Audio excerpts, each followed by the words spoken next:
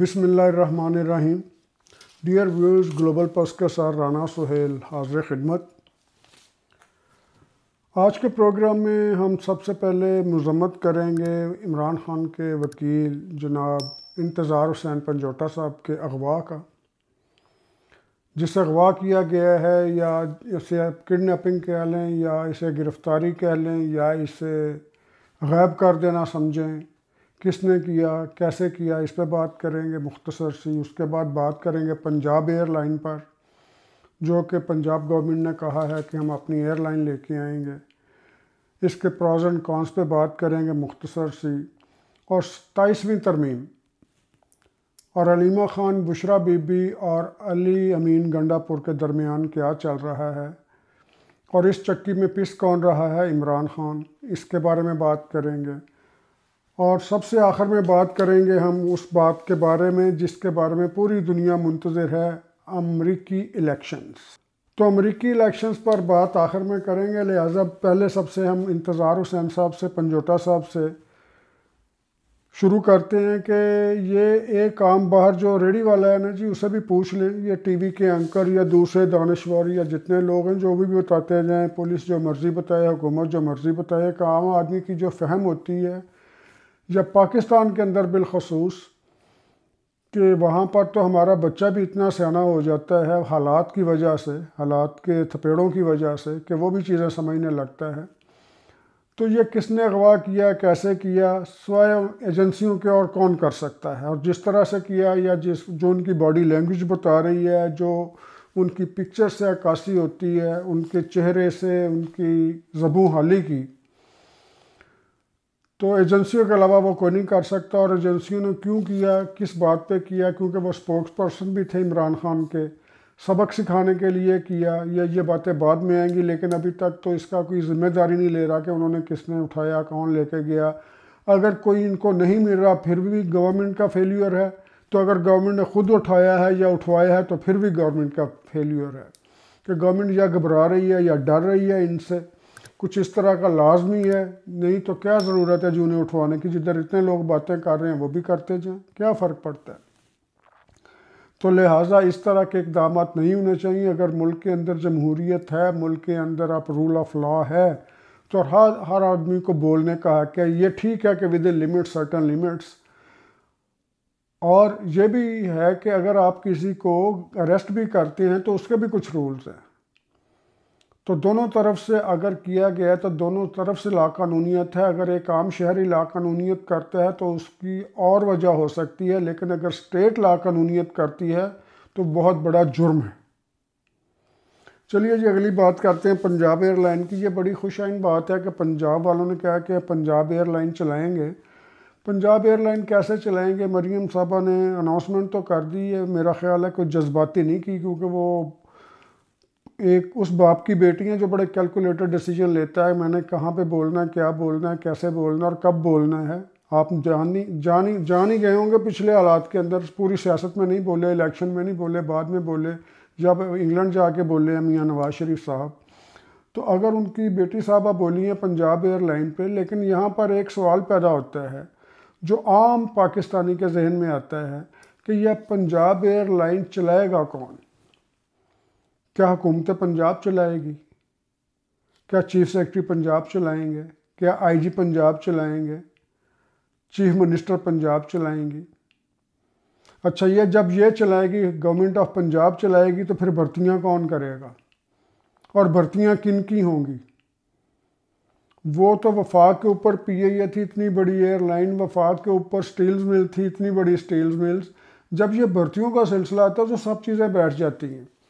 तो क्या अगर पंजाब एयरलाइन चलेगी तो फिर सिंध एयरलाइन भी चलेगी, कोयटा भी चलेगी? छोटे सूबों का क्या कसूर है? केपी भी चलेगी? या फिर उनको आप इंसेंटिव देंगे कि आप भी चलाएं एयरलाइन? अच्छी बात है, चलनी चाहिए। मैं नहीं ये कहता कि नहीं चलनी चाहिए, चलनी चाहिए, अच्छी बात है।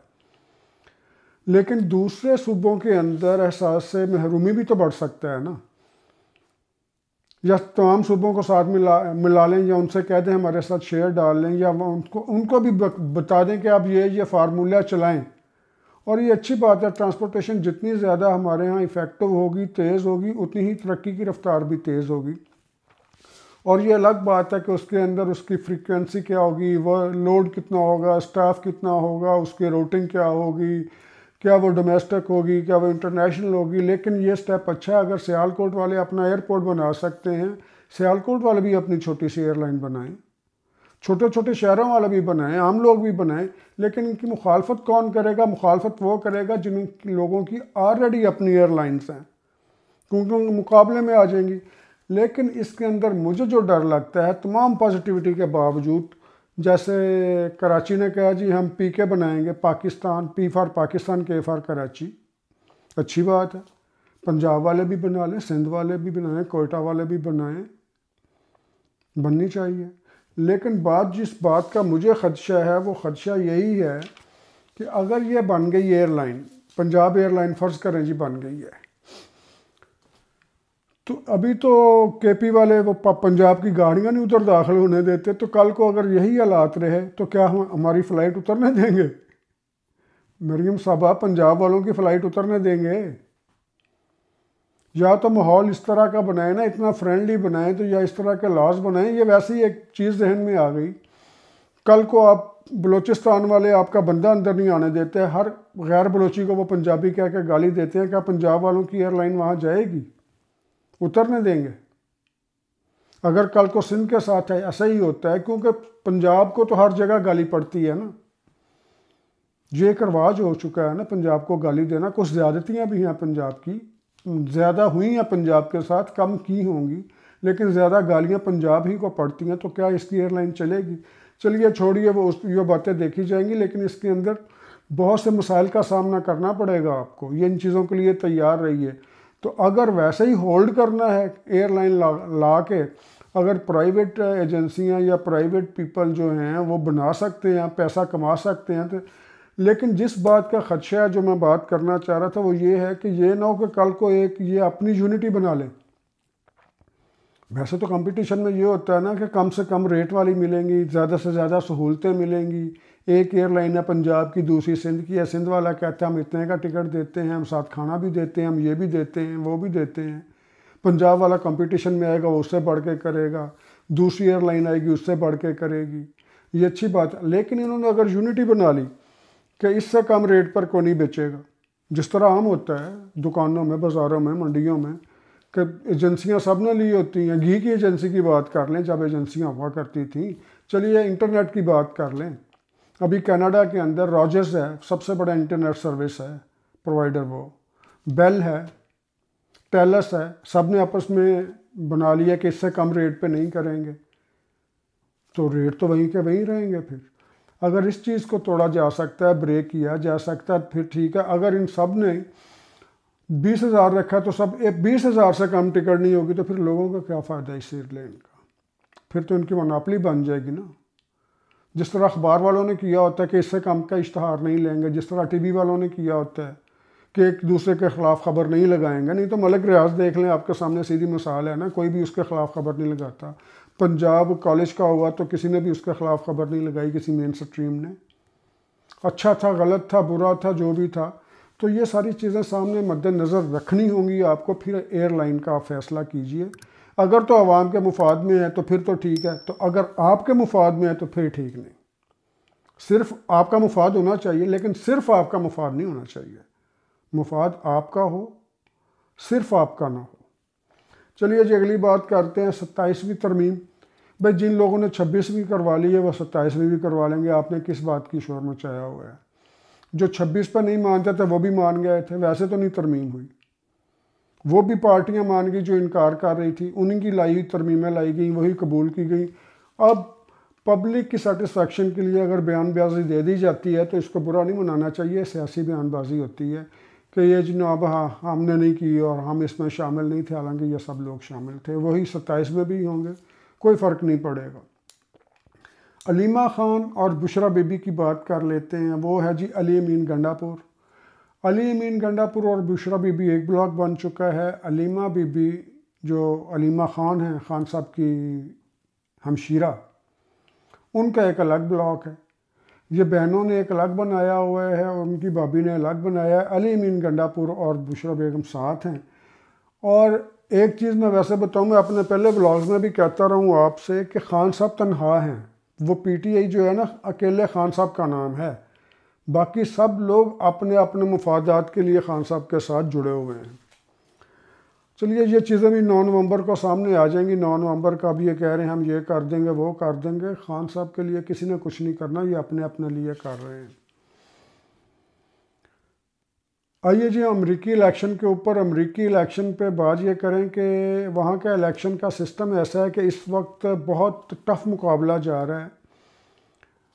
जो कमला हैरिस हैं, अगर जो बाइडन होते तो शायद ये ट्रंप आराम से जीत जाते, लेकिन कमला हैरिस बड़ी वोकल हैं, डिबेट सारी जीती हैं। वो डिबेट्स के अंदर वो लाजवाब कर दिया उन्होंने ट्रंप को, इससे भी उनको बड़ा गेन मिला है। और वैसे भी वो तजर्बाकार सियासतदान हो चुकी हैं और वाइस प्रेसिडेंट कोई छोटी बात नहीं है। और कमला हैरिस स्विंग स्टेट ने फैसला करना, लेकिन इसके स्विंग स्टेट्स की जो 7 हैं उसके अंदर 3 से 4 जो हैं जी, वो ऑलरेडी उनकी इंक्लिनेशन है टूवर्ड्स कमला हैरिस, और ट्रंप के नहीं है। लेकिन ट्रंप के बाद ये है कि मिशिगन का एक शहर है डियरबॉर्न एक ऐसा शहर है मिशिगन का, जो वो लोग वहाँ पे रहते हैं अमेरिका में, आप उनसे पूछिएगा कि वहाँ पर वो पाकिस्तान जैसा कल्चर है कि मस्जिदों में स्पीकरों पे अज़ानें होती हैं। वहाँ पर वो मुस्लिम मेजॉरिटी एरिया है और ईद की छुट्टी भी बाकायदा होती है वहाँ पर। तो उन लोगों ने जो बाइडन के ख़िलाफ़ फ़ैसला दिया है, या यूँ कीजिए कि इनके ख़िलाफ़ फ़ैसला दिया, गधे के ख़िलाफ़ फ़ैसला दिया है, डेमोक्रेट्स के ख़िलाफ़ फ़ैसला, गधा उनका निशान है मैं इसलिए कह रहा हूँ, डेमोक्रेट्स के ख़िलाफ़ फ़ैसला दिया है। वो इसलिए दिया कि उन्होंने कहता जी आपने फ़लस्तीन पे जुल्म हो रहा है वहाँ पर, आप उस जुल्म में शरीक हैं, आप इसराइल को सपोर्ट करते हैं। लेकिन वो शायद ये भूल जाते हैं कि ट्रंप ने तो यरूशलेम का कैपिटल मंजूर किया था, तस्लीम किया था ट्रंप ने अपने दौर में बाकायदा तौर पर, कि यरूशलेम को इसराइल का कैपिटल तस्लीम किया था।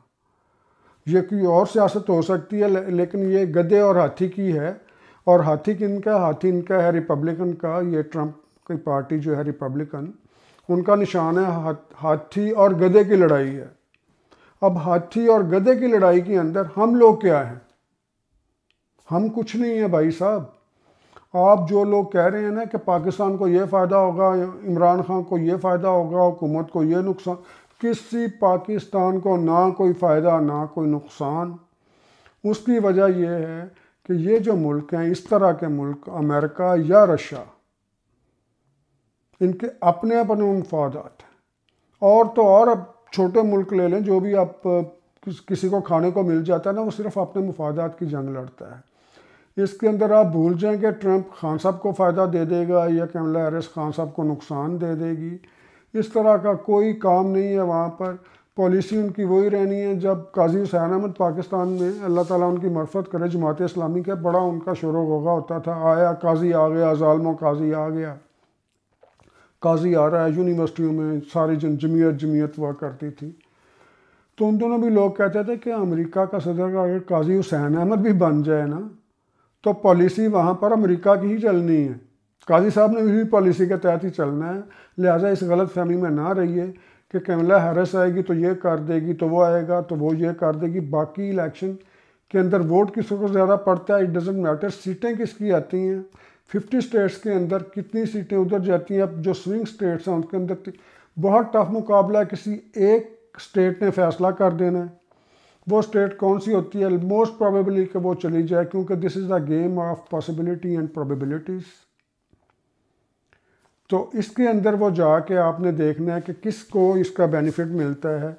और अभी तक के फिगर्स जो ये बता रहे हैं, या परफॉर्मेंस ये बता रही है, डिबेट्स ये बता रही हैं कि एज है कमला हैरिस को, और शायद वो जीत जाए। अगर जीत जाए हमें क्या, हार जाए हमें क्या, ट्रंप जीत जाए हमें क्या, ट्रंप हार जाए हमें क्या।